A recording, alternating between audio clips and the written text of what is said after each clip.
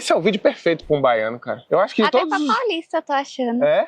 Algo pra sua diversão, por exemplo, Arco e um arco e flecha. flecha, ó. E eu prendi um alvo ali, ó, naquela árvore. Vamos ver se eu consigo fazer o que vocês estão pensando, né?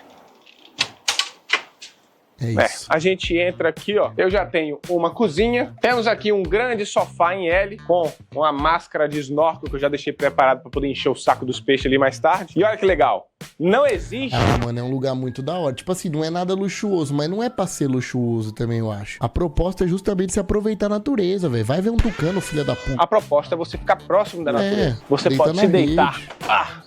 nessa rede aqui e tomar um sol, Da hora. curtir, fazer uma baianagem, né?